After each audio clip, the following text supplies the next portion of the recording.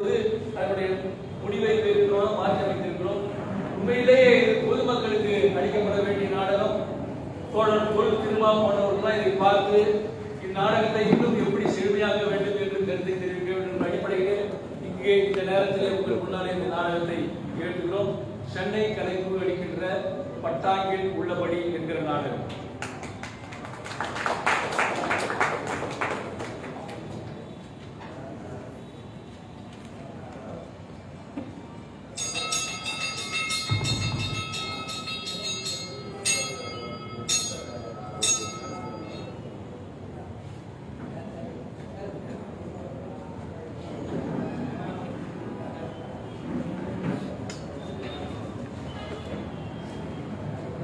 வணக்கம்.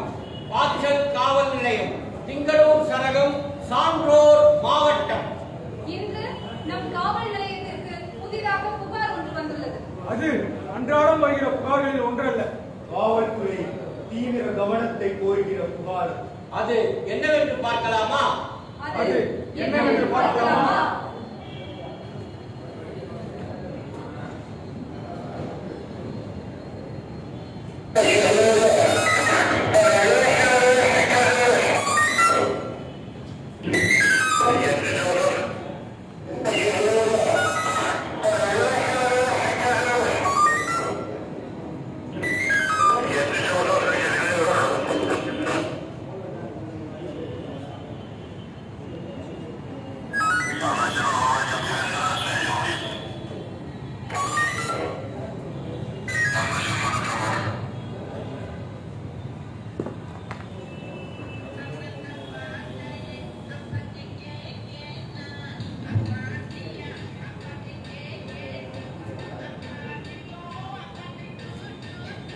ரெடியா?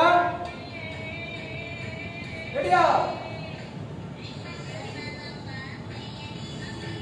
ரெடியா? போன் அடிக்குது. போனா கோவத்தை நேரம் கட்ட நேரம்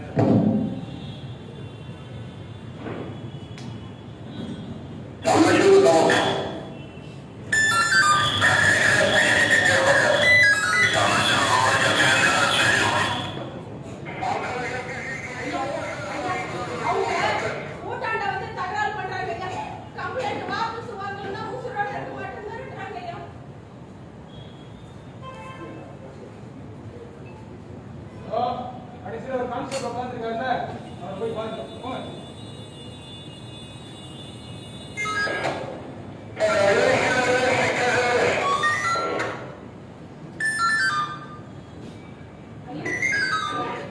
அவங்க கூட்டாண்ட வந்து தகராறு பண்றாங்க ஐயா. கம்ப்ளைண்ட் வாபஸ் வாங்கலன்னா உசுரோட இருக்க மாட்டேன்னு நினைக்கிறாங்க ஐயா. லேடி கான்ஸ்டபிள் உட்காந்துருக்காங்கல்ல, அங்க போய் பாரு. போய் பாருமாங்களா? சரி.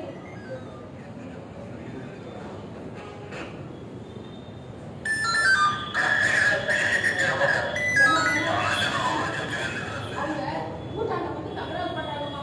கம்ப்ளைண்ட் வாபஸ் வாங்கலன்னா உசுரோட இருக்க மாட்டேன்னு நினைக்கிறாங்க. அம்மா, அதோ ஏட்டையா இருக்கார்ல, அவரை போய் பாருங்க. பாரு.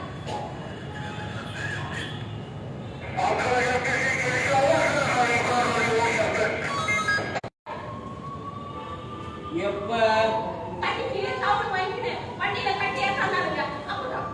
அதான் எப்ப எனக்கு தாத்தாருங்கய்யா. நான் வண்டி டிவிஎஸ் வண்டி. ஏன் அவர் பதில் சொல்ல மாட்டாரா? ஐயா, பேச வராதுங்க. பேசவா? ஆமாங்க. கூப்பிடுறேன். ஐயா, மா, அப்படி போய் இருந்தமா, கூப்பிடுறேன். ஆமாங்க. தம்பி போப்பா. போ.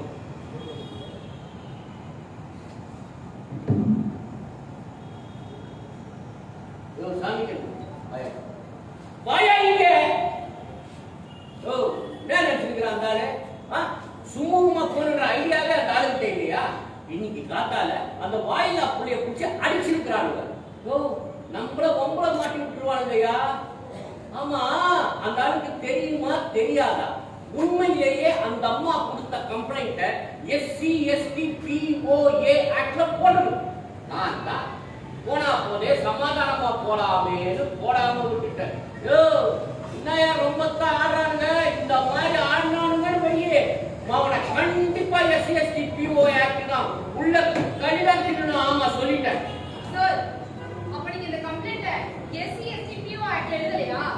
அதையேம்மா நீ கேட்குற? சார், நான் டிஎன்பிஎஸ்சி குரூப் 1 எக்ஸாம்க்காக படிச்சிட்டு இருக்கேன். அதுல மனித உரிமைகள் ஒரு முக்கியமான சாப்டர். எஸ்சி எஸ்டி சம்பந்தமான நிறைய கேஸ் ஸ்டடிஸ் என்ன தெரியுமா சொல்லுது? தீண்டாமை வன்கொடுமை தொடர்பா வர பல புகார்களை தீண்டாமை வன்கொடுமை தடை சட்டத்துக்கு கீழே பதிவு பண்றதே கிடையாது. அது அப்படியே தொடக்க நிலையிலேயே அப்படியே திசை திருப்பி விட்டுறாங்க. தண்ணி ஊத்தி நீர் போக வச்சுறாங்க. நம்ம ஸ்டேஷன்லயே நடக்குமா சார்? நீ இந்த ஸ்டேஷனுக்கு வந்து எத்தனை நாள்? 7 மாசம். 7 மாசம் தானே ஆகுது. போ தெரிஞ்சுப்பேன். பாருமா, இந்த மாதிரி கேஸெல்லாம் ஆரம்ப ஸ்டேஜ்ல நல்லா வீராப்பா தான் பேசுவாங்க. அப்புறம் அந்த கோர்ட்டுக்கு போற ஸ்டேஜ்ல காசு கீசா வாங்கினா அப்படியே சமாதானம் ஆயிருப்பாங்க. அப்புறம் நாம தான் வேற சூப்பிக்கிட்டு நிக்கணும். உங்களுக்கு தெரியாத சார், அவங்க ஒருத்தர் ராசியாயி கை போட்டு ஊரை பாத்துக்கலாம். ஆனா இப்போ இந்த கம்ப்ளைண்ட் நாம தான் சார் கரெக்டா ஃபைல் பண்ணணுமா? நீ சொல்றதெல்லாம் சரிதான். அதே நேரத்துல ஊர்ல லாண்டோட ப்ராப்ளம் இருக்கு. நாமளே காசு ஆயிடுவோம். சார் டீ எடுத்துமா சார்? மெதுவடா மசாலா மிளகா பஜ்ஜி வாழை பஜ்ஜி நீங்க அதிக கேட்கல எல்லாம் சூடா இருக்கு சார். உங்க எல்லாரும் என்ன சொன்னாருன்னு சொல்லுவேன். போய் டீ எடுத்துருவோம் போ. என்ன சார் இவ்வளவு லைட்டா இதெல்லாம் வாங்கி சாப்பிடலாம்ல? ஏய் டீ மட்டும் போது போட. எத்தனை டீ சார்? தலையேற்றிலும் போ. நிறைய சார் நல்லா இருந்தா சார் எல்லாரும் ஒரு தலை தான் சார் இது. ஏய் டீ எடுத்து வந்துடுறேன் சார். ஏய் என்னடா பேசுங்கப்பா. நம்ம பேசுங்க.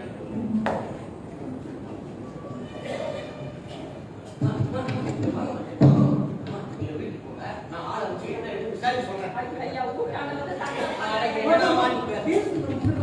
ஐயா வந்து வாங்க பயமா இருக்கு. எடுத்துறீங்க. என்னையா ரூல் ஒரு ஃபேன் கூட இல்ல. மேடம் ஷார்ட் சர்க்யூட் ஆயிடுச்சுன்னா எலக்ட்ரிஷியன் கனெக்ஷனை கட் பண்ணிட்டாரு. நாளைக்கு சரி பண்ணிட்டு வரேன்.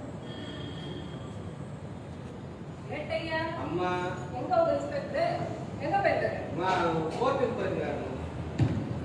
ஜிடி அம்மா ஜெனரேட் ஊட்டான வந்து தான் கம்ப்ளைண்ட் வாபஸ் வாங்க. கம். ஐயோ சார் ஐயா ஊட்டுக்கு போறதுக்கு பயமா இருக்குதுங்கய்யா. ஊட்டான ஐயா அவங்க வந்து ஐயா என்ன இந்த விசாரிச்சு அம்மா இங்க வாங்க. பயப்படாம வாங்க இங்க. அம்மா அவங்க ஊட்டான வந்து தகராறு பண்றாங்கம்மா. கம்ப்ளைண்ட் வாபஸ் வாங்கணும். உசுரால இருக்கு மட்டும் மிரட்டிட்டு போறாங்கம்மா. என்ன கம்ப்ளைண்ட்? யார் மிரட்டுறது? ஏட்டையா என்னங்க கம்ப்ளைண்ட்? அம்மா அது ஏதோ அடிக்கடி தகராறுமா. அவங்க ஊர்ல பலசர கடையில சரக்கு வாங்கும்போது தள்ளுமுள்ள ஆயிட்டு போல. இந்த கான்ஸ்டபிள் அனுப்பிச்சு விசாரிக்க சொன்னோம்மா. அந்த கடைக்காரன் கடையை மூட்டைக்கு போயிட்டு இருக்கிறான். அந்த கடைக்காரர் வச்சிருக்கா. அந்த கடைக்காரர் ஏதோ பண்ணி மேல பேர் மாதிரி படியாத எட்டி மனுஷன்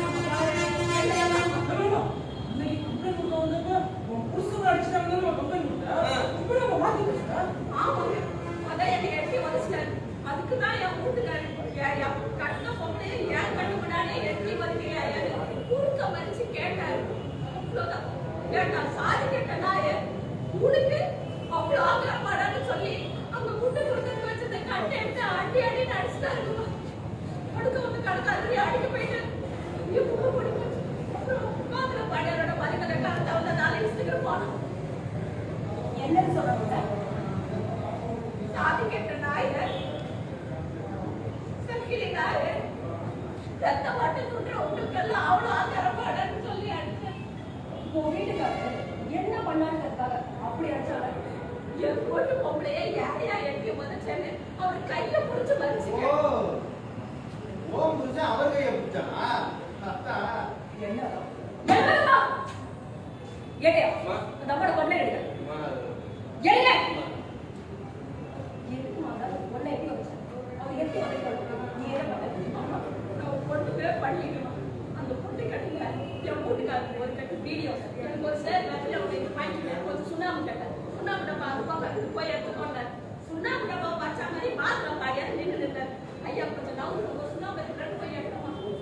எப்படினே தெரியல என் கையை அந்த அறுவலை பட்டுச்சு.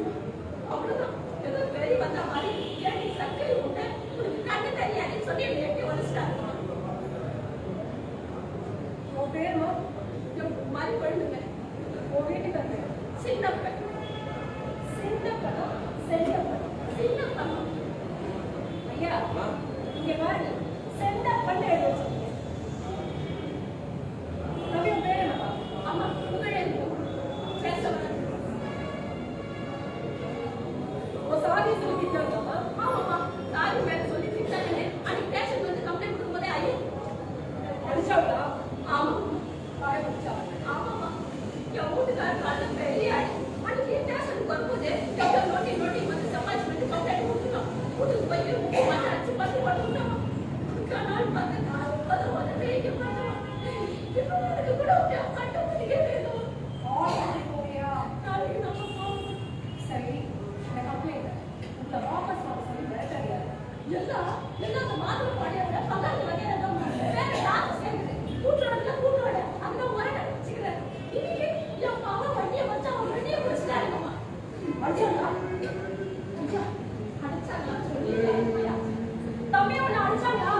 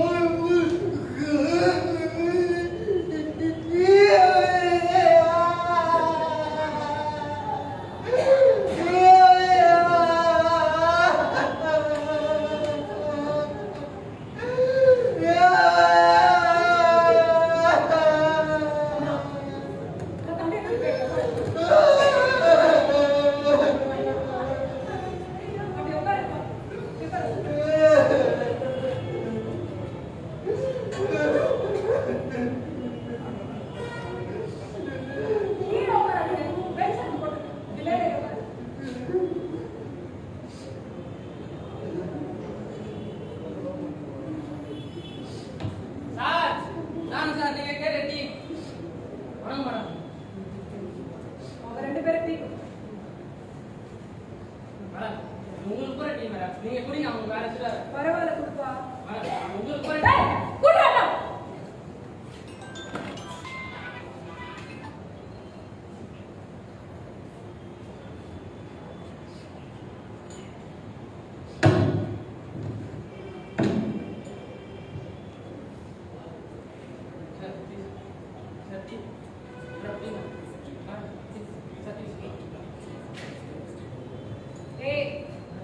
அந்த டீ எனக்கு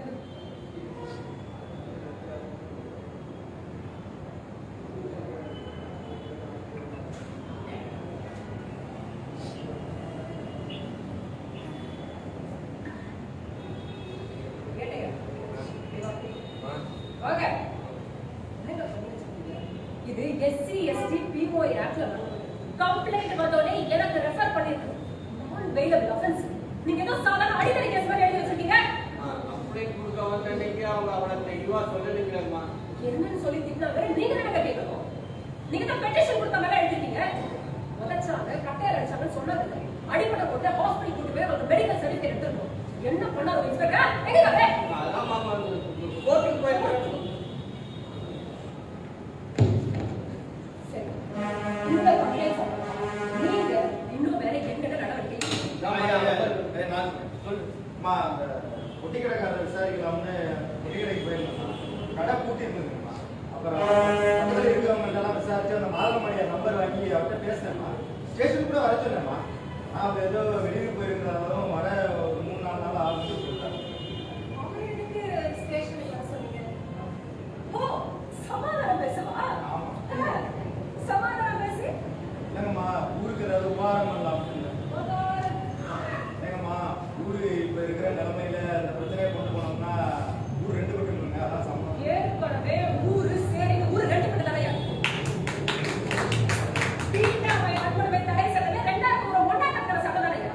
ஜோ கான்ஸ்டபிள், நீங்க கேஸ ஃபைல் பண்றதால ஒன்றும் குடிமுறைக்கு போயிட கூடாது. உண்மையிலேயே உபகாரம் பண்ணது மாத்திரம் தான் பண்ணிருக்கேன். இந்த கம்ப்ளைண்ட் மேல உங்களை என்கொயரி பண்ண சொல்லி யார் சொன்னது? இந்த கம்ப்ளைண்ட் மட்டும் கிடையாது. தீண்டாமை வன்கொடுமைக்கு கீழே வர எல்லா கம்ப்ளைண்ட்டுக்கும் என்ன மாதிரி ரேங்க்ல உள்ள ஒரு டிஎஸ்பி தான் என்கொயரி ஆஃபீஸரா இருக்க முடியும். அது யாருங்கிறத எஸ்பி முடிவு பண்றாங்க. தெரியுமா? தெரியுமா? அந்த புல்லாடாரோட சொந்தக்காரங்க யாரோ அந்த கிராமத்துல இருக்காங்க போல. ஒரு சரி இருக்கு. திட்டுனா ஒரு செக்ஷன், அடிச்சா இன்னொரு செக்ஷன். கட்டையால் அடிச்சா ஆயுதம் கொண்டு தாக்குறதுன்னு அர்த்தம்.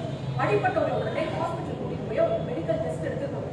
இதுக்கெல்லாம் அவங்களுக்கு ரிலீஃப் ஃபண்ட் உண்டு, நிவாரண தொகை.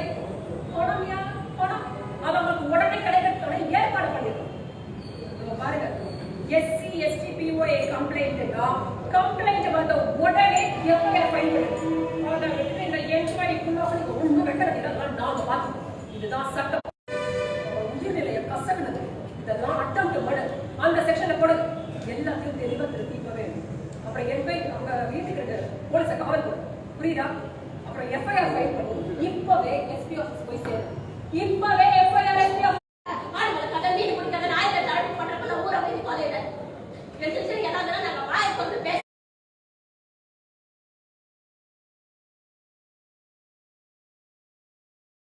அதுல 10 குற்றங்கள் தான் போலீஸ் ஸ்டேஷனுக்கு புகார்களா வருது. அந்த 10 குற்றங்கள்ல 1-2 கூட தண்டனை வாங்கி கொடுக்கிற அளவுக்கு போனது. இதுக்கு பல காரணங்கள் எதுவாக இருந்தாலும் இதை இப்படியே அனுமதிக்க முடியாது. எல்லா குற்றங்களும் போலீஸுக்கு தெரியப்படுத்தப்படணும். அந்த குற்றங்கள் சட்டப்படி விசாரிக்கப்பட்டு தண்டனை வழங்கப்படும். உண்மையிலேயே தீண்டாமை வன்கொடுமை தடை சட்டம் 2000 1ஆம் சட்டம். ஊர்காரங்க தகராறு பண்றாங்க ஐயா. எங்காவது பணத்தை நடுரோட்ல எடுத்து என்ன பண்றது கேட்கிறாங்க ஐயா. எங்க அது பழையூர் கிராமம் ஏன் கூப்பிடுறப்பா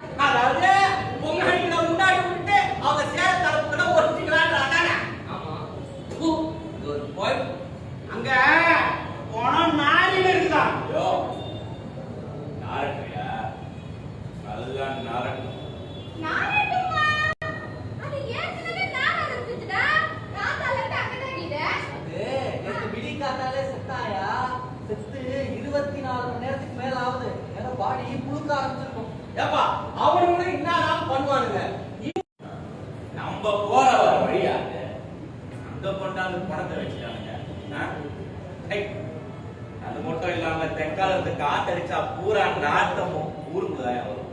யோ அவனுங்களை எப்படியா அவ்வளவு தூரம் உள்ள தெரியுது வேலுடைய பம்பு செட்டு அது வரைக்கும் தான் நம்ம ஊரு. அதுக்கப்புறம் எல்லாம் அவங்க புலர்ன இடம். இப்ப என்னன்னா வேலுடைய பம்பு செட்டே தாண்டி நம்ம ஆளு மூட்டை கட்டிக்கிறாங்க. என்ன பண்ண சொல்றீங்க? ஏப்பா அவங்க அப்படியே வந்து அப்படியே போயிட போறானுங்க. இப்ப இதுல என்ன பிரச்சனைன்ற விளக்கண்ட நேத்துல இருந்து என்ன பேசுறீங்க நமக்கு புரியுதா இல்லடா? அவங்க சுடுகாடு போற எல்லா வழியும் அடப்பட்டு போச்சுடா. ஒரு பக்கம் தண்ணி நிக்குது, இன்னொரு பக்கம் நாயகர் கரும்பு தோட்டம் போட்டுக்கிறாரு. கருப்பு தோட்டமா? அது பொறசோம்ல. அதுக்கு நான் ஏமா தெற்கு இருந்து வடக்க போறதுக்கு இந்த ரோடு ஒன்று தான் வழி. இந்த வழியாலாம் பணத்தை தூக்கிட்டு போகணும்னு சொல்றாங்க. விட்டுருவாங்க. அதே போக முடியும். அவங்க சுடுகாடும் நம்ம சுடுகாடும் பக்கத்துல தானே இது. ஆயா புதுகாடுக்கா பக்கத்து தானே இப்ப பிரச்சனை. முட்டி மாறா இல்லப்பா, அவங்களுக்கு ரொம்ப துளுத்து போச்சுப்பா. அன்னைக்கு இந்த ஏழுமலை டெய்லரும் நானும் டாஸ்மாக் ஆண்ட உட்காந்து சரக்கு சாப்பிட்டுருக்கோம். இந்த சிப்பாய் முன்சா மாவல்ல கிட்ட வந்தா கொஞ்சம் தண்ணி எடுத்துக்கிட்டு மாறி கேட்டா, யாரா நம்ம கிட்ட இவ்வளவு அதிகாரமா கேட்கறது? நானும் அப்படியே நிமிந்து பாக்குறேன். அவன் அடுத்த வார்த்தை கூட பேசாம அப்பாடு கிளாஸ்ல தண்ணி ஊத்திட்டு போயிட்டே இருக்காப்பா. நீ வேற நான் ஒரு ஹோட்டலை விட்டுக்கிட்டு கிளவி பக்கத்துல வந்து மீனை திருடுங்க என்ன ஏதுன்னு போய் கேட்காம பக்கத்துல சப்புக்க மாட்டப்பா. டாஸ்மாக்ல போய் இதெல்லாம் பார்க்க முடியுமா? அது இப்ப போய் நம்ம வெளியே சொன்னோம்னு வச்சுக்கோ, நீ ஆனா டாஸ்மாக் போனா நம்மள கேட்பானுங்களா? தனித்தனி சுடுகாடு ஒண்ணா கேட்கலாம், தனித்தனி டாஸ்க் மாக்க கேட்க முடியாது. சில நேரத்துல கட்டிங் ஷாப்லன்னு கடவாசல்ல போய் நின்று இருக்கும். பெரும்பாலும் அவனுங்க தான் வருவானுங்க. அவங்க கூட சேர்ந்துதான் ஒரு கட்டிங்க வாங்கி பங்கு போட்டு புடிச்சிட்டு வரும்.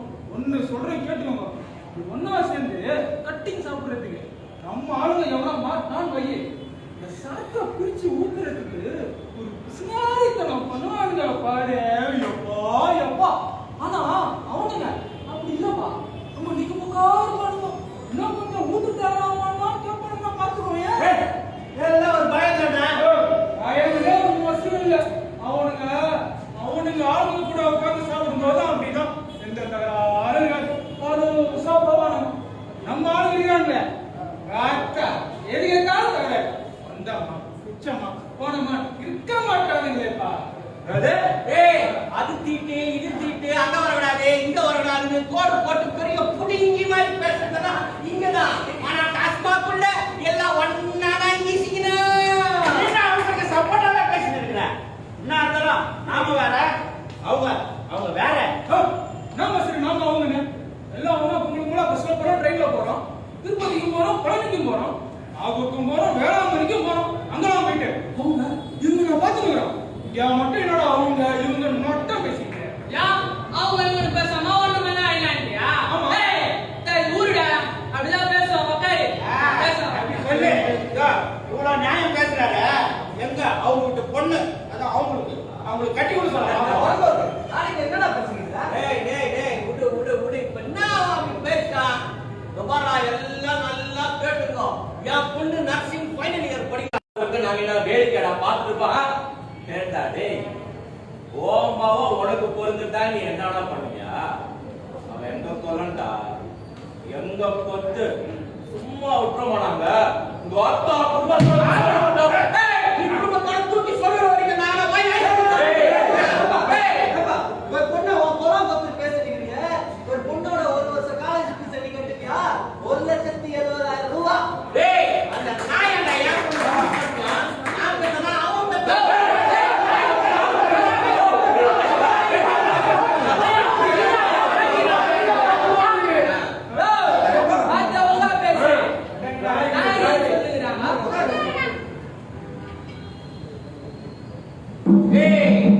ஏதோ பெரிய மனுஷங்க கூப்பிட்டீங்களேன்னு இந்த மறியல் போராட்டம் வந்து உட்காந்துக்கிறேன். இவன் இப்படியே பேசினாலே வைங்க மயிலாட்சி ஏச்சு போயிடுவான். ஆமா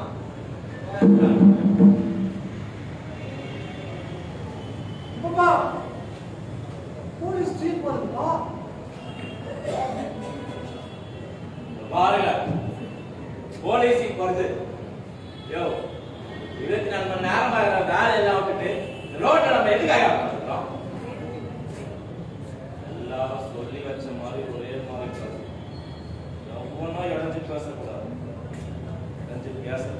காலி பண்ணியா? ஏய் வரா பேச பேசுறான் இவன் பேசணும்னா அதான் பண்றாங்க நீங்க.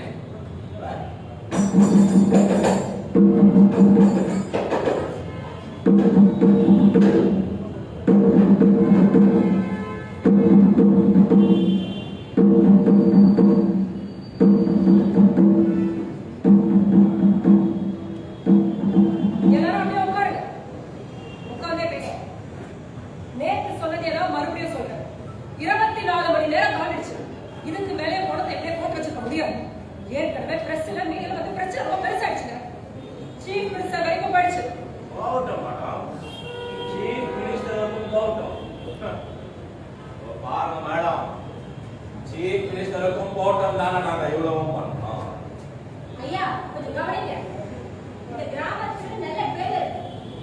கழிப்பு வசதியை பராமரிக்கிறதுல, பொது சுகாதாரத்துல, 100 நாள் வேலை திட்டத்தை செயல்படுத்துறதுல, பள்ளியில இளைஞர்கள் மாணவர்களை திரும்ப சேர்க்கறதுல, பல சோஷியல் இண்டிகேட்டர்ஸ், அதாவது சமூக வளர்ச்சி குறியீட்டுல இந்த ஊருக்கு நல்ல பேர் இருக்கு. அதை கெடுக்கிறாரு. இந்த கையெழுத்து சொல்றேன். இந்த வழியா அவங்க இறுதி ஊர்வலம் போறத பிரச்சனை பண்ணாதீங்க. பாருங்க மேடம், அதான் நாங்க முடியாதுன்னு தெளிவா சொல்றேன். அப்புறம் என்ன? நேரமான வேலை எல்லாம் விட்டு இந்த ரோட்டை நம்ம எதுக்காக பண்றோம்? எதுக்காக பண்றோம்? அதையும் மீடியால போனா இந்த வழியா தான் போகணும்னா அது ஒரே வழிதான் இருக்கு. எங்களையும் போன மாத்திட்டு அந்த பணத்தை அழியும். என்ன ஐயாவே பேசிட்டு இருக்காரு. ஊர் பிரசிடென்ட் எங்க? ஏன் மேடம், அவங்க வந்து என்ன பேச போறாங்க? எதுவாக இருந்தாலும் எங்ககிட்ட பேச. அது இல்லைங்க, இந்த ஊர் பிரசிடென்ட் கேட்கறாங்க. டேய், கூப்பிடாதே.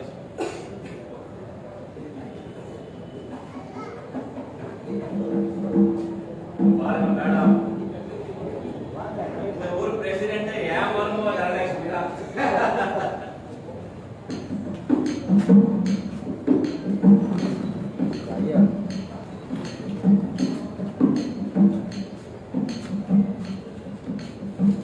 மேடம், இதுக்கு மேல என்ன பேசுறதுன்னு எனக்கு தெரியல மேடம்.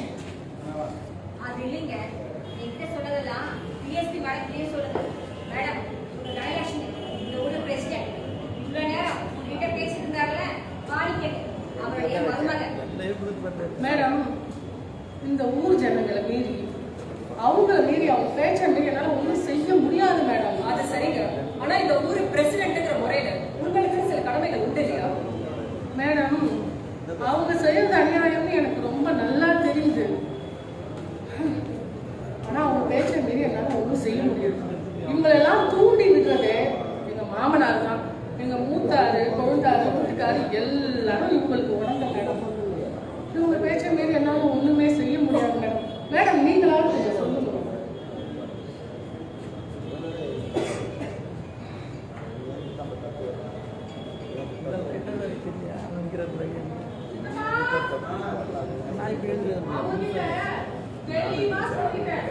இந்த வழியா சொல்லிட்டேன். ஆயா ஆயா அவங்க கிட்ட தெளிவா சொல்லிட்டேன். இந்த வழியா பணத்தை எடுத்துட்டு போக முடியாதுன்னு சொல்லிட்டேன். இந்த வழியா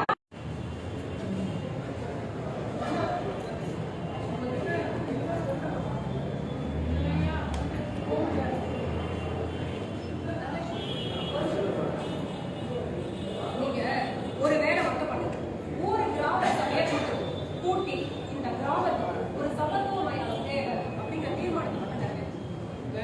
நான் சொன்னதே மேடம், அவங்க பேச்ச மீறி என்னால ஒன்றும் செய்ய முடியாது மேடம். இதை பத்தி அவங்க கிட்ட ஏமா பேசுறீங்க?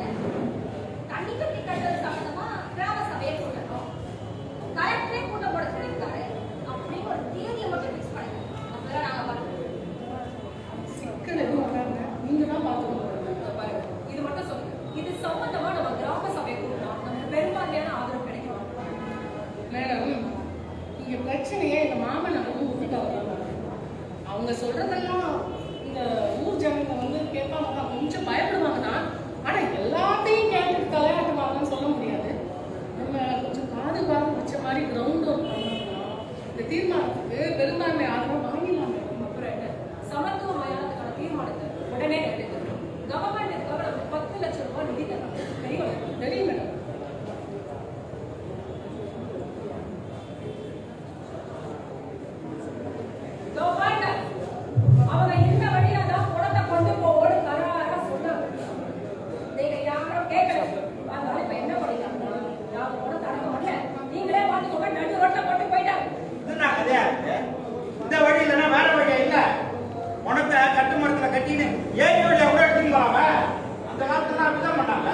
அப்படி இல்லைன்னா அடிப்பூர் வழி அப்படியே சுத்திட்டு போலாமே. கூட 5 கிலோமீட்டர் ஆகுது, அவ்வளவுதானே? யோ, ஆ பேசி அவ பணத்தை அப்படி நடுவட்ட போட்டு போயிட்டா. எல்லாம் போலீஸ் கஸ்டடிக்கு வந்துருச்சு.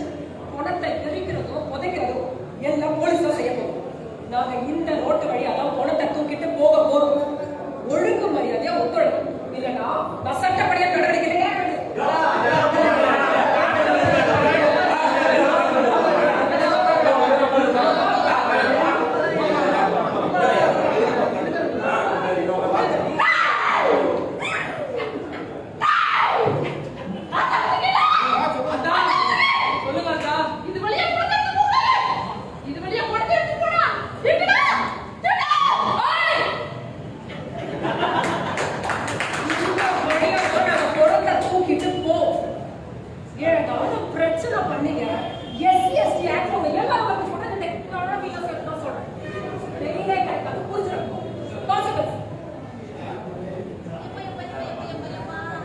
ஆயா உன் ஆக்டி செல்ஃபி எடுக்கல.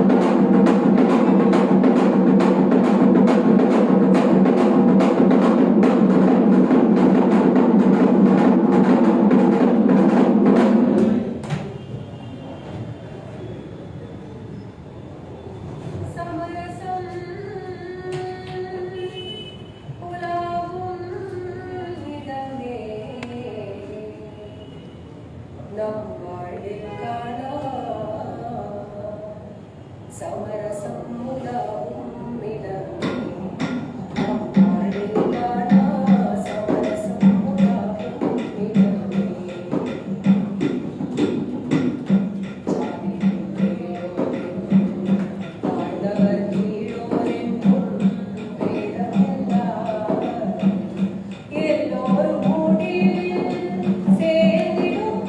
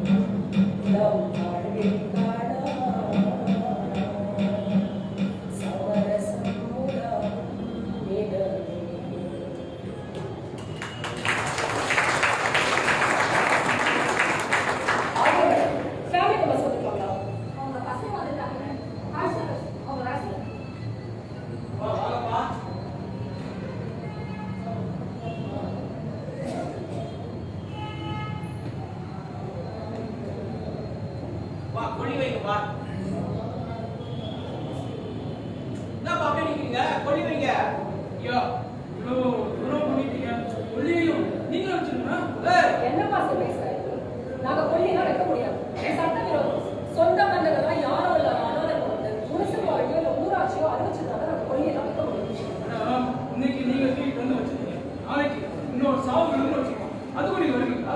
நீங்க கம்ப்ளைண்ட் பண்ணீங்களா? நான் நிச்சயம் அப்போ இந்த கேட்க என்ன செத்து போயிடாம போலீஸ்க்கும் குட்டி சொல்றவங்க தகவல் போடுற மாதிரி உங்களுக்கு தகவல் சொல்ல போறீங்களா?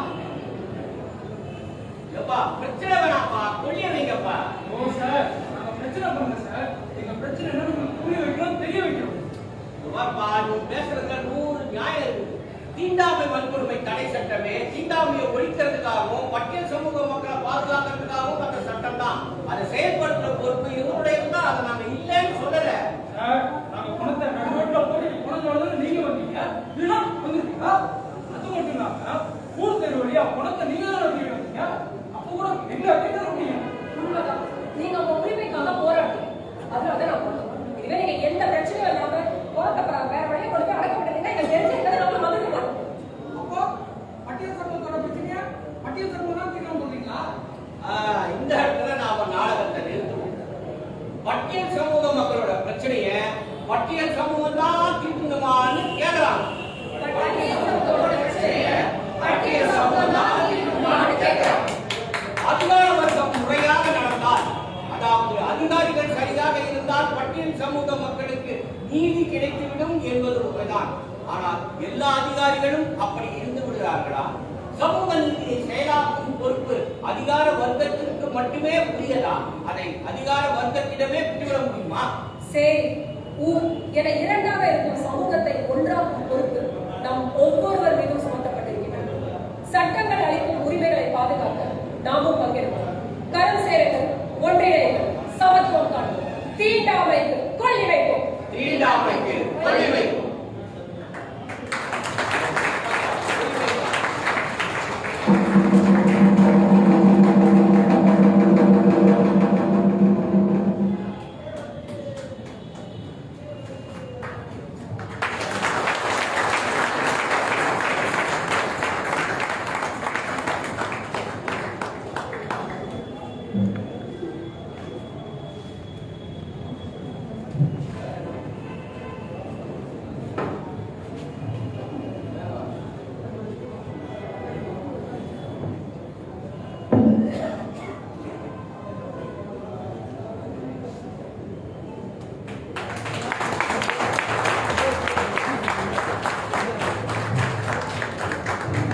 நாடகத்தை எழுதி இயற்றிய தோழர் பிரணயன் அவர்கள் கலைஞர்களை அறிமுகம் செய்திருப்பார்.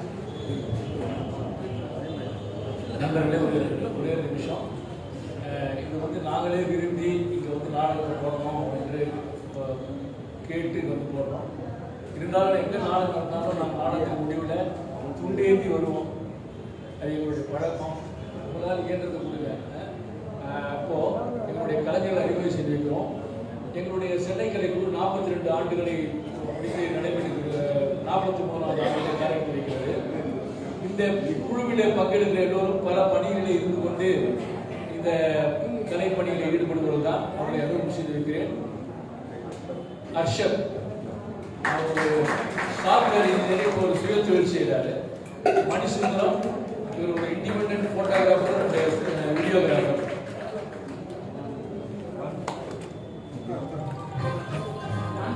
சரண் சந்தோஷ் இவர் ஒரு சாஃப்ட்வேர் இன்ஜினியர், ஒரு acting aspirant and model. Sujay இவர் ஒரு டான்ஸ் ஸ்கூல் நடத்துகிறாரு திருவத்தூரில். அவன் மாடலிகா இவங்க வந்து ஒரு software engineer, life skill trainer. Sriram ஒரு ஆக்டிங் ஆஸ்பிரண்ட். பெருமாள் ஒரு ஆக்டிங் ஆஸ்பிரண்ட். ஆலம் ஷா இவர் ஒரு ப்ரொஃபஷனல் ஆக்டர், பாப்பாக ஆக்டிங் முடிச்சுட்டு ஆக்டிங் பண்ணிட்டு இருக்காரு. பவுஜி ஜுவல் இவங்களும் வந்து ஒரு ப்ரொஃபஷனல் ஆக்டர். பிரேம் இவர் ஒரு ஆக்டிங் ஆஸ்பிரண்ட். ஜெய்சங்கர் அவர் ஒரு சாஃப்ட்வேர் இன்ஜினியர். வெண்மணி ப்ரொஃபஸர் வெண்மணி ஒரு பல்கலைக்கழகத்தில் புள்ளியியல் துறை துணைத் தலைவராக இருக்காங்க. ரியாலினி அவங்க ஆக்டர், அவங்க கூத்துப்பட்டி பண்ணுறாங்க. அமலா மோகன் அவங்க dance and music teacher, online classes எடுக்கிறாங்க. அசோக் சிங் இந்த குழுவுடைய மேலாளர், இவருடைய ஹோம் மேக்கர். கவின் மலன் இப்போ வந்து சீனியர் ஜேர்னலிஸ்ட், ஃப்ரீலான்சர், குழுவில் செயல்படுறாங்க. மணிமாறன் புத்தா கலைக்குழு என்ற வகையில் உலகம் முழுக்க பறையை செய்ய ஒரு அம்பேத்கரிய கோட்பாடோடு பறையை செய்ய சொல்லிக் கொடுக்குறவர். எங்கள் குழுவுக்கு உதவி செய்வதற்காக இன்றைக்கு வந்திருக்கிறார். நாளையப்பு இவர் ஒரு ரெஸ்பாண்டர்ஸ் அவர்கள். விதுர் ராஜராஜன் இவர் ஒரு ஆக்டர், ப்ரொஃபஷனல் ஆக்டர். ஐயா ஒரு நிமிஷம் நீங்கள் வந்து மேடையில்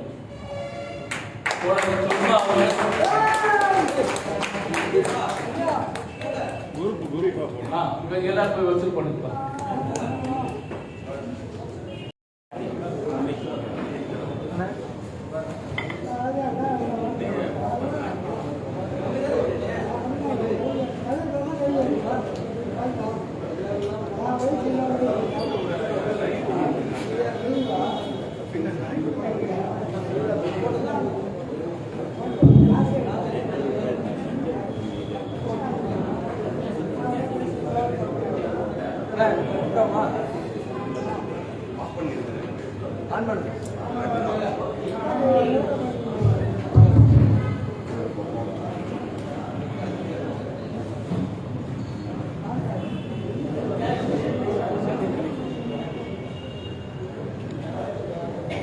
அன்பார்ந்த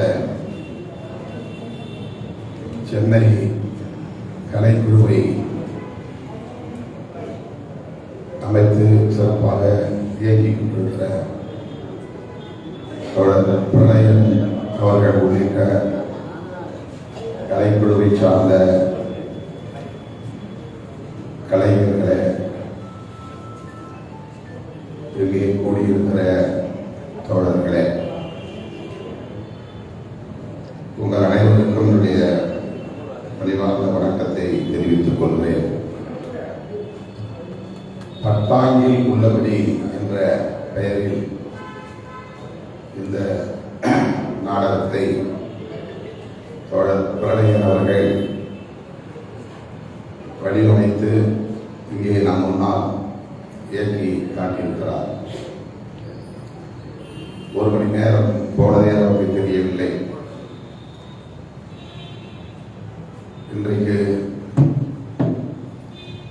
களத்தில் நாம் எதை எதிர்கொண்டு வருகிறோமோ, சந்தித்து வருகிறோமோ, அதனை அப்படியே இங்கே தோழர்கள் நம் கண் முன்னால் கொண்டு வந்து காட்டினார்கள். அதை பார்த்து கொண்டிருந்த போது பழைய களங்கள் நினைவுக்கு வந்தன. காவல் நிலையங்களில் நாம் அன்றாடம் நடத்தி கொண்டிருக்கிற போராட்டங்கள் நினைவுக்கு வந்தன. காவல்துறைக்கும் ஒடுக்கப்பட்ட மக்களுக்கும் எவ்வளவு பெரிய இடைவெளி இருக்கிறது, அவர்கள் எப்படி இந்த சாதியத்தை கட்டி காப்பாற்றுகிறார்கள், சாதியவாதிகளுக்கு எப்படி துணை இருக்கிறார்கள் என்பதை ஒவ்வொரு வன்கொடுமை களத்திலும் நாம் சந்தித்திருக்கிறோம். நான் காவல் நிலையங்களை பற்றி சொல்லுகிற போது மேடைகளில் தொடக்க காலங்களிலே உரையாற்றுகிற போது ஒன்றை அழுத்தமாக சொல்லுவேன். ஒவ்வொரு சாதிகளிய கையிலும் ஆயுதத்தை கொடுப்பதற்கு பதிலாக ஒவ்வொரு ஊருக்கு பக்கத்திலும் ஒரு காவல் நிலையத்தை வைத்து ஆயுதங்களை அரசாங்கமே கையாளுகிறது. அந்த ஆயுதங்கள் அனைத்தும் சாதி வெறியர்களுக்கான ஆயுதங்கள், தலித்துகளுக்கு எதிரான ஆயுதங்கள். அது சட்டம் ஒழுங்கை நிலைநாட்டுவதற்கான நிலைகள் அல்ல.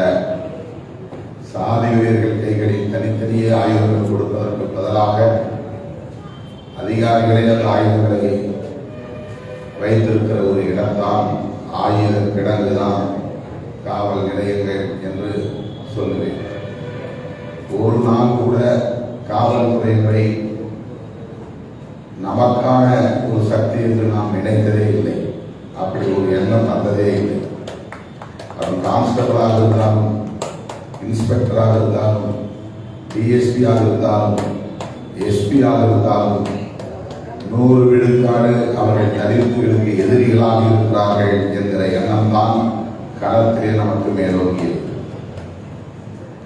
காவல்துறையிலே இருக்கிற தலித்துகள் கூட, வருவாய்த்துறையிலே இருக்கிற தலித்துகள் கூட கையாளாகாதவர்களாக இருக்கிறார்கள் என்பதை விட எதிராக மாறிவிடுகிறார்கள், சாதியவாதிகளுக்கு துணை போகிறார்கள் என்பதைத்தான் களத்தில் நாம் சந்தித்திருக்கிறோம். அதுதான் நம்முடைய அனுபவம். ஒரு மாவட்டத்திற்கு ஒரு எஸ்பியாக வருகிறார் என்றால் தலித் அல்லாத எஸ்பியை விட மிக மோசமாக இவர் இருப்பார் என்பதுதான் இதுவரையில் நாம் சந்தித்திருக்கிற அனுபவங்கள். ஒரு ஸ்டேஷனில் ஒரு தலித் இன்ஸ்பெக்டராக வருகிறார் என்றால் அவர் தலித்துகளை மிக மோசமாக ஒடுக்குவார் என்பதுதான் இதுவரையில் நாம் களத்தில் சந்தித்திருக்கிற கசப்பான உண்மை. எனவே இந்த காட்சியை பார்க்கிற போது எண்ணற்ற பல கள அனுபவங்கள் நெஞ்சிலே வந்து அலைமோதின. ஒரு நாள் கூட காவல் நிலையம் நமக்கு சாதகமாக இருக்கும், நாம் அவர்கள் மூலம் நீதியை பெற்றுக் கொள்ள முடியும் என்ற எண்ணம் நமக்கு வந்ததே இல்லை. என்னுடைய 35-40 ஆண்டு கால அனுபவத்தில் அப்படி ஒரு நம்பிக்கை பிறக்கவே இல்லை, அப்படி ஒரு ஆறுதல் கிடைக்கவே இல்லை. இப்படி ஒரு அதிகாரி இருக்கிறார், அவர் நியாயமாக நடப்பார், அவர் மூலம் நமக்கு ஒரு பாதுகாப்பு கிடைக்கும் என்று வந்ததே இல்லை. குடிதாங்கியிலே 4 நாட்கள் அந்த பணம் கடந்து நாறியது. சட்டத்தை நடைமுறைப்படுத்துவதிலே முதலமைச்சர்கள் தொடங்கி ஒரு காவல் நிலையத்தில் இருக்கிற கான்ஸ்டபிள் வரையில் அனைவருக்கும் பொறுப்பு இருக்கு. ஆனால் இந்த சட்டம் 1989 வந்தது. இதற்கு விதிகள் 1995 தான் வந்தது. ஆக்ட் வேறு, ரூல்ஸ் என்பது வேறு. சட்டம் வந்த பிறகு விதிகள் வரையறுக்கப்பட்டால்தான் அதை நடைமுறைப்படுத்த முடியும். 6 ஆண்டு காலம் இடைவெளி. 95க்கு பிறகு இப்படி ஒரு சட்டம் இருக்கிறது என்பது கூட பல அதிகாரிகளுக்கு தெரியாது. விழுப்புரம் மாவட்டத்திலே மகண்டை என்கிற ஒரு கிராமத்திலே நள்ளிரவிலே புகுந்து ஒரு சாதாரண பிரச்சனைக்காக ஒட்டுமொத்த ஊரையே சூறையாடினார்கள். நாங்கள் அதை தெரிந்து கேள்விப்பட்டு அந்த கிராமத்துக்கு போகிற போது போலீஸ் எங்களுக்கு பாதுகாப்பாக வரவில்லை, போகக்கூடாது என்று சொன்னார்கள், தடை விதித்திருக்கிறோம் என்று சொன்னார்கள், போனால் கைது செய்வோம் என்று சொன்னார்கள். ஆனால் பாதிக்கப்பட்ட மக்களை நாங்கள் சந்தித்தே தீர வேண்டும் என்று மீறி போனோம். என்ன ஆனாலும் பரவாயில்லை. ஊரே யுத்தகலமாக கிடந்தது. எங்கிருந்து அவ்வளவு கற்களை கொண்டு வந்தார்கள் என்று தெரியாது, அவ்வளவு கற்கள் கிடந்தன. வீடுகளில் கிடந்த பல பாத்திரங்கள், பொருள்கள் நசுக்கப்பட்டு சூறையாடப்பட்டு கிடந்தன. பெண்கள் தான் ஒரு சிலர் இருந்தார்கள்.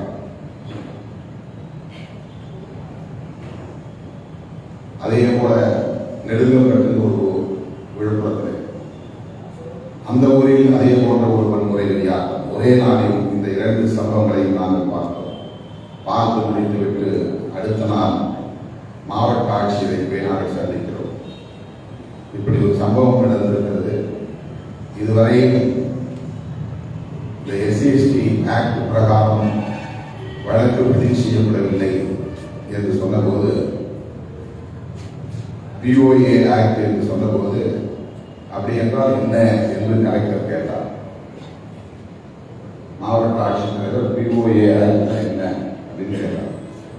எங்களுக்கு அதிர்ச்சியாக இருந்தது.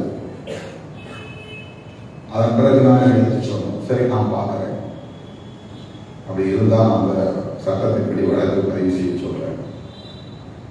தொடக்க காலங்களில் அப்படி நான் போராடி இந்த சட்டத்தை நடைமுறைப்படுத்துன்னு சொன்னால், தீ வச்சாலும், சொத்துக்களை சூறையாடினாலும், பெண்களை மானமுகப்படுத்தினாலும்,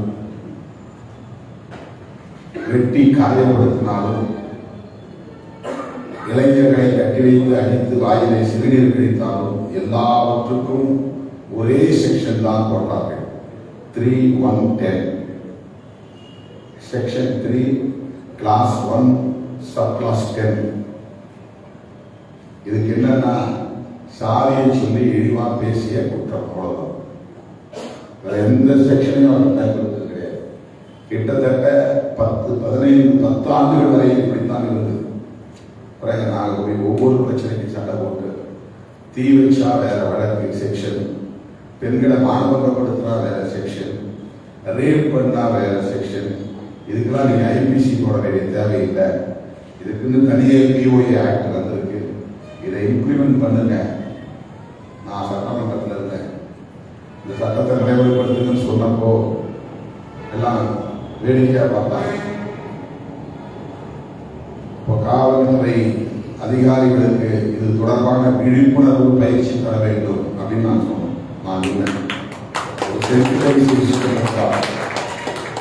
அவங்களுக்கு அதிகாரிகளுக்கு இது தொடர்பான விழிப்புணர்வு தர வேண்டும்.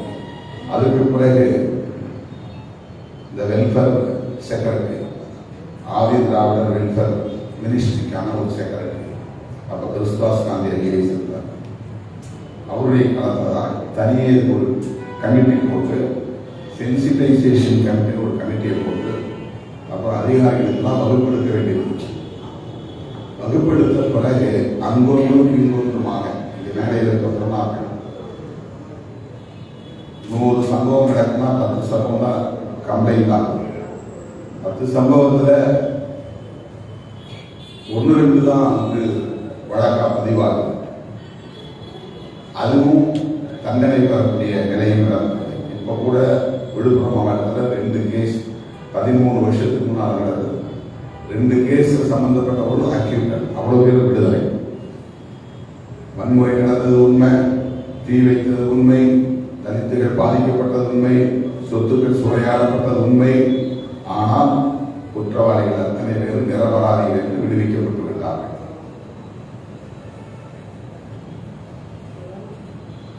நினைக்கவே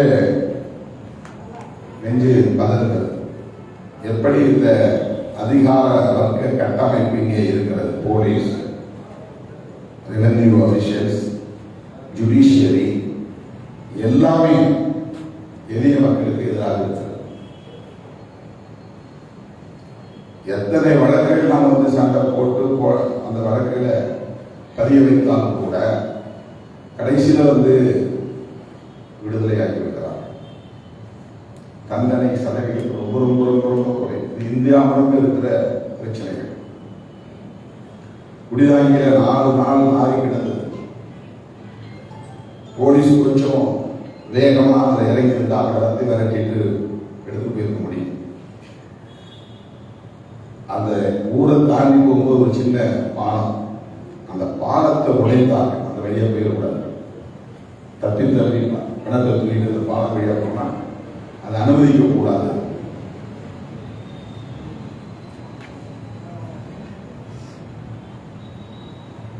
சாதிய இறுக்கத்தை தளர்த்துவதற்கு ஜனநாயக சக்திகளை நாம் அடையாளம் காண வேண்டிய தேவை இருக்கிறது. இந்த நாடகத்தில் அதை நாம் பார்த்தோம்.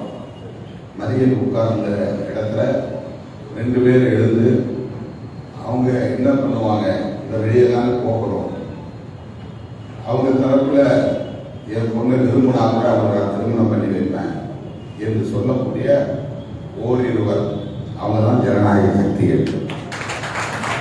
இந்த ஜனநாயக குரல் சாதி இறுக்கம் நிறைந்த பகுதிக்குள் நிகழ வேண்டிய தேவை இருக்கிறது. 1-2 குரல். அன்றைக்கு நாங்கள் அதை ஊக்கப்படுத்த வேண்டும் என்பதற்காகத்தான், அது உண்மையோ பொய்யோ நடிப்போ எதுவோ, அன்றைக்கு மருத்துவர் ராமதாஸ் அங்கே போனால் நான் பணத்தை தூக்க தயாராக இருக்கிறேன் என்ற அந்த இடத்திலே நின்றதை, அந்த நிலைப்பாட்டை வரவேற்றோம், பாராட்டினோம். பல பேர் அங்கே இருக்கக்கூடிய தனிப்பமைப்பு எங்களை விமர்சனம் பண்ணாங்க. அவர் உண்மையாக தான் செய்யல அப்படின்னு. அது உண்மையோ பொய்யோ, இன்னைக்கு போலித்தனமாக பேசினால் கூட, தரித்திரல் பக்கம் நியாயம் இருக்கிறது என்று யாராவது போலியாக பேசினால் கூட அது நமக்கு ஆறுதலாக இருந்தது. ஐயோ இப்படி ஒரு குரல் வந்திருக்கிறதே, அந்த ஆறுதல் குரலை நாம் அங்கீகரிக்க வேண்டிய தேவை இருக்கிறது. எனக்கு ஒரு கேள்வி எழுதும். ஒரு கிராமத்தில் அந்த கிராமமே திராவிடர் கிராமம். ஆனால் சுடுகாட்டுக்கு போக முடியல. அங்கே விடுதலை சிறுத்தைகள் நான் நேரடியாக போய் அதை பிரச்சனை பண்ண வேண்டியிருக்கு. அங்கே ஏன் திமுகவோ திராவிடர் கழகமோ கம்யூனிஸ்ட் கட்சிகளோ அந்த பிரச்சனைகளுக்காக ஏன் பேசாமல் இருக்கிறார்கள் என்று 90களில் எனக்கு ஒரு கேள்வி. அதை நான் வெளிப்படையாக மேடைகளில் பேசியிருக்கிறேன். அப்போது நான் 10ஆம் வகுப்பிலே எல்லா இடதுசாரிகளையும் கடுமையாக விமர்சித்திருக்கிறேன். தலித் பகுதியிலே அரசியல் பேசாதீர்கள் தயவு செய்து, சாதி ஒழிக என்று இவன் போராடி கொண்டுதான் இருக்கிறார். இவரிடத்திலே மறுபடியும் சாதி ஒழிக விழிப்புணர்வு பெறுக என்று சொல்ல வேண்டாம். எல்லா முற்போக்கு அரசியலும் சேரியில் தான் பேசப்படுகிறது, ஊர்திருவிகளில் பேசப்படுவதில்லை. விழிப்புணர்வு சேரியில் தான் தூண்டப்படுகிறதே தவிர சாதிய வன்முறைகளில் ஈடுபடக்கூடியவர்கள் மத்தியிலே அந்த விழிப்புணர்வு உருவாகவில்லை. சாதி ஒழிப்பு எங்கே இருந்து தொடங்க வேண்டும் என்றால் சாதியவாதிகளின் குடும்பத்தில் இருந்து தொடங்க வேண்டும். ஒரு சாதிவாதியா இருக்கிறான்னா அந்த குடும்பத்துக்குள்ளே இருக்கிறான், அதை எதிர்க்கணும். நீ ஏன்டா அப்படி சாதி வழியா இருக்கிற, நீ கூட போற, அங்க எதுவும் பேசுறதில்ல. நான் என் அண்ணன் கேட்க மாட்டேன், என் தம்பி கேட்க மாட்டேன், என் மாமனார் கேட்க மாட்டாரு, என் மருமகள் கேட்க மாட்டாங்க. நாங்கள் வாய முடிக்கிறோம். ஆனால் நாங்கள் முற்போக்கு தான், ஆனால் நாங்கள் பேச மாட்டோம். இது முற்போக்கு சிந்தனையாளர்களை குறைத்து மதிப்பிடுவதற்கு பொருள் அல்ல. அந்த இடத்திலே ஒரு போர்க்குணம் தேவைப்படுகிறது. அந்த குடும்பத்திலிருந்து ஒரு கலகம் தொடங்க வேண்டியிருக்கிறது, அங்கிருந்து தொடங்க வேண்டியிருக்கிறது. பிரளயம் அவர்கள் நடத்திய நாடகத்தில் அதுதான் நமக்கு ஒரு ஆறுதலான காட்சி. பிரச்சனை எங்கிருந்து தொடங்கியது எதிர்ப்பு. தலித்துகளிலிருந்து எதிர்ப்பு இல்லை, கம்ப்ளைண்ட் தான் பண்றான். அவங்கள்ட்டே அந்த எதிர்ப்பு வரணும் அப்படிங்கிறது இந்த நாடகத்தில் சொல்லப்பட்டது. ஆனால் வியப்பாகவே ஒரு புகார் கொடுப்பது என்பதையும் ஒரு போர்க்குணம் தான். இந்த சமூகத்தில் அவ்வளவு சாதியை நினைக்கிறது.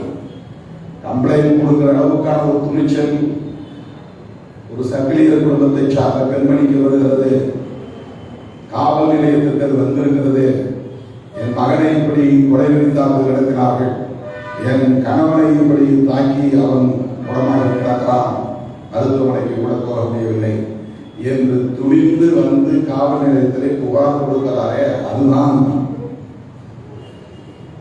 அந்த போராட்டத்திற்கான நெருப்பு குறி, போர்க்குணத்திற்கான அடையாளம். அதை முற்போக்கு சக்திகள், ஜனநாயக சக்திகள் கையில் எடுக்க வேண்டும், ஊக்கப்படுத்த வேண்டும். அந்த நாடகம் அப்படித்தான் சொல்லுகிறது என்று நான் பெரிதும் நம்புகிறேன். அங்கிருந்துதான் அந்த போர்க்குணம் வர வேண்டும், எதிர்ப்பு வர வேண்டும். இந்த வழியெல்லாம் போகணும். ஏன் நாம் மதிக்கணும்?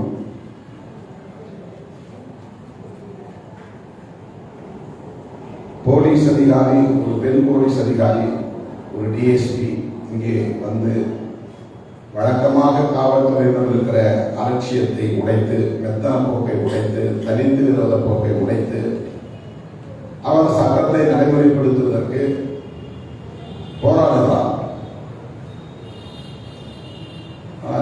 உண்மையில நிஜத்தில் அப்படி யாருமே கிடையாது. நம்ம நாடகத்தில் பிள்ளை நாடகத்தான் ஒரே ஒரு போலீஸ் அதிகாரி கூட நான் மனதார சொல்றேன், நான் கண்ட கசப்பான உண்மைகள் சொல்றேன். இந்த மாதிரி தலித்துகளுக்காக பரிந்து பேசுகிறவர்கள், சட்டத்தை நடைமுறைப்படுத்துகிறவர்கள் ஒரு ஆள் கூட நான் பார்த்தது.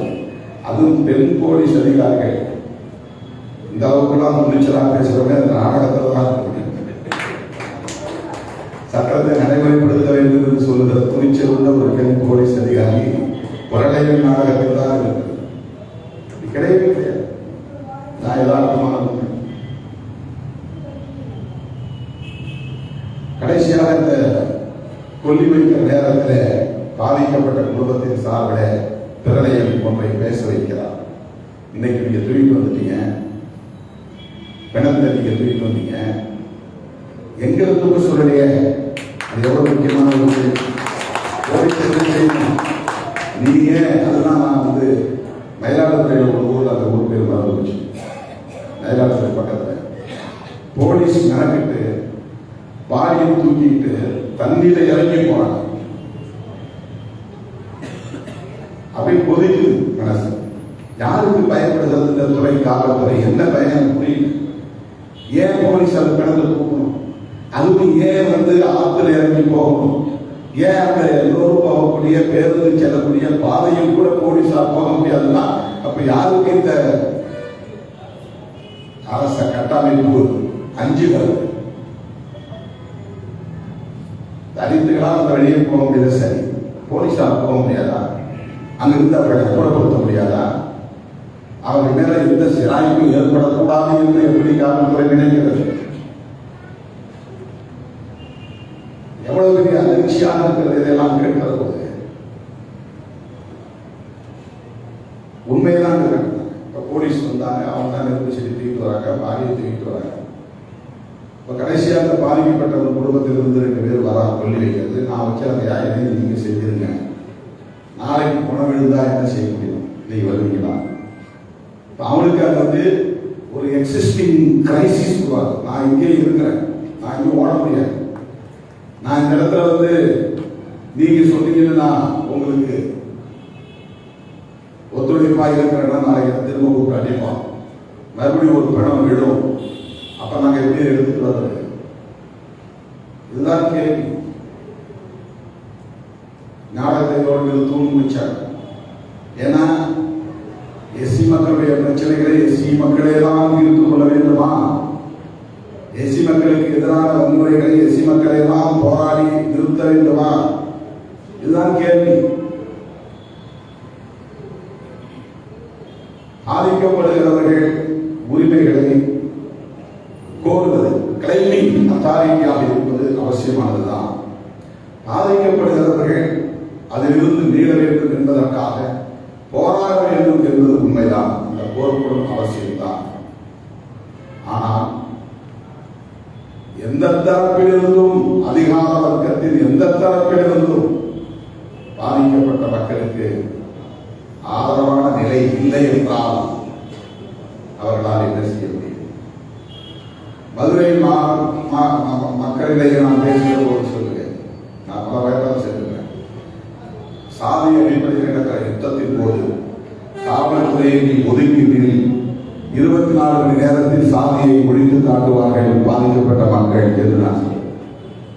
ஏன்னா எஸ்சி எஸ்டிக்கு இடையே, எஸ்சி மக்களுக்கும் எஸ்சி அல்லாத மக்களுக்கும் இடையே சாதி பிரச்சனை வருகிற போது இவன் எதிர்த்து ஒரு சின்ன முயற்சி எடுத்தால் கூட உடனே இவர்களை நசுக்குவது காவல்துறை தான். கலவரம் பண்றவன் அந்த பக்கம் நிற்பான் திறந்து, அவன் கிட்ட போய் நின்று நீ போயா ஒதுங்கி போக சொல்ல. பாதிக்கப்பட்டவன் ஒரு பக்கம் மூலையில 10 பேர் தான் நிற்பான். இங்க 300 போலீஸ் 400 போலீஸ் போட்டு வச்சிருக்கான். பாதிக்கப்பட்ட இந்த மக்கள் இவன் எழுந்து ஒரு அடி கூட முன்னோக்கி நடத்தக்கூடாது. இதுதான் வருவாய்த்துறை அதிகாரிகளின் நடவடிக்கையாக இருக்கிறது. இதுதான் கேட்ட ஒரே வார்த்தை, சட்டம் ஒழுங்கு பிரச்சனை, லா அண்ட் ஆர்டர் மெயின்டெனன்ஸ். பாதிக்கப்பட்டவர்களை மறுபடியும் நசுக்கியா அந்த சட்ட ஒழுங்கை நிலைநாட்டுவாய். இதுதான் உனக்கு இருக்கிற ஒரே நியாயம். நீ கற்ற கல்விக்கான பொருள்.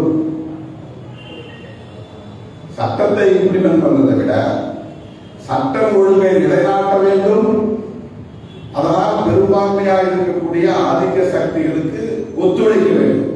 இதுதான் இன்னைக்கு பியூரோக்ரஸியுடைய மைண்ட் செட். பியூரோக்ரஸி மைண்ட் செட்னா எல்லா இஷ்யூலையும் எந்த பிரச்சனை இருந்தாலும் மைனாரிட்டிஸ் மெஜாரிட்டிஸ், சிறுபான்மை மக்களுக்கும் பெரும்பான்மை மக்களுக்கும் சண்டை வந்தா சிறுபான்மை நசுக்கிறது, தலித்துகளுக்கும் தலித்தல்லாதவர்களுக்கு இடையில பிரச்சனை வந்தா தலித்துகளை நசுக்கிறது, அவங்களே திரும்ப வழக்க போறது, கவுண்டர் கேஸ் போடுறது. இந்த மாதிரி புகார் கொடுத்தாங்கன்னா நீ அவனை என்ன செய்ய, உடனே அந்த பெட்டி கடைக்காரங்க ஒரு புகார் வாங்கி கவுண்டர் கேஸ். ஏன்னா அப்பதான் காம்ப்ரமைஸ் ஸ்டேஷன் கூப்பிட்டு பேசுவாயே, தேவையில்லாம பிரச்சனை பண்ணிக்காத, அவன் எல்லாம் ஒன்னா சேர்ந்தான்னா நீ எங்கேயுமே நடமாட முடியாது, பஸ் ஏற முடியாது, நீ கடை தெரு வர முடியாது. சோசியல் பாய்ப்பாங்க. எவ்வளவு பெரிய கொடுமை. தண்ணி கொடுக்க மாட்டாங்க, கடையில் போய் பொருள் வாங்க முடியாது, தீப்பெட்டி வாங்க முடியாது, பால் வாங்க முடியாது. ஒட்டுமொத்த ஊரே புறக்கணிக்கும், சமூக புறக்கணிக்கும். இதை யார் தடுப்பது? அரசியல்வாதிகள் கேட்டால் அவங்க பயிற்சிட்டு நாளைக்கு ஓட்டு வாங்க முடியாது. இவர்களும் கணிசமா இருக்கிறாங்க, இவங்கள்ட்டையும் கணிசமான வாக்குகள் இருக்கு. ஆனாலும் கூட ஒவ்வொரு அரசியல் கட்சியிலும் சாதி அடிப்படையிலேயே பெரும்பான்மை தீர்மானிக்கப்படுகிறது. அரசியல் கட்சிகள் சேர்வதற்கு எதிரான அனைத்து ஒத்துழைப்பையும் நல்குவோம் என்பதை தெரிவித்து காலத்தால் வர நேர்ந்தமைக்காக வருத்தமும் தெரிவித்து நிறைவு செய்கிறேன். நன்றி.